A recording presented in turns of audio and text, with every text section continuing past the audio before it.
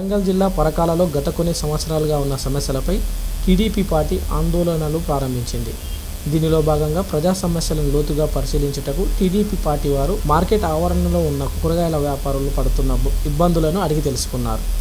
3 నెలల క్రితం model market నిర్మాణానికి శంకుస్థాపన చేసిన ఉప ముఖ్యమంత్రి కడియం శ్రీహరి, పరకాల ఎమ్మెల్యే చల్లా ధర్మారెడ్డిలు ఇంతవరకు పనులు ప్రారంభించకుండా పట్టించుకోవడం లేదని టీడీపీ పార్టీ పరకాల నియోజకవర్గ ఇన్ఛార్జి గన్నోజు శ్రీనివాసాచారి ఎద్దేవా చేశారు.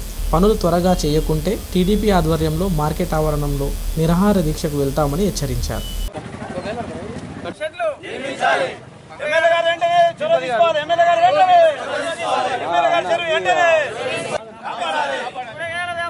యువకులు పిలిచినా కానీ ఇందులో చాలా అన్యాయం జరుగుతున్నది, అక్రమం జరుగుతుంది. ఎందుకంటే ఇప్పుడు రోడ్లు అయితేనేమో రాత్రి నల్ల రోడ్లు తెల్ల రోడ్డు నల్ల రోడ్లు చేస్తున్నారు. ఎందుకంటే అందులో వాళ్ళకు కమిషన్లు వస్తున్నాయి కాబట్టి చేస్తున్నారు. ఇదే ఇప్పుడు ఇందులో వచ్చే రేకుల షెడ్లు, రేకుల లాభాలు ఉండవు, కమిషన్లు రావు.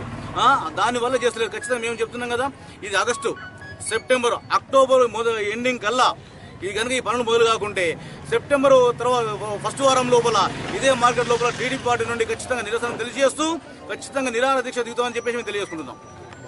మళ్ళీ సెట్లు వేపిస్తారు అన్నారు, సెట్లు లేదేం లేదు. నెల రోజుల తర్వాత మీకు అంతా కంప్లీట్ చేసే పది వాళ్ళ కొలిసిచ్చిపోతా అన్నారు. ఏ పని లేదు, ఎక్కడ పని అక్కడనే ఉన్నది. మేము ఇంతటినే ఉంటానో వాళ్ళు అంతటినే ఉంటారు. అత్తాలా ఏదో దొంగ ముచ్చట చెప్తాలో అవతల పడతాను. చేసే పని అయితే ఏది లేదు. అన్ని రేట్లు పెంచుడు, అన్ని చేసుడు, నూనెలు కూడా అడ్డగోలు రేట్లు, ఈ పండుగ తెలంగాణ అయితే బాగా అయిపోయింది సార్. రోగాలు వస్తానే,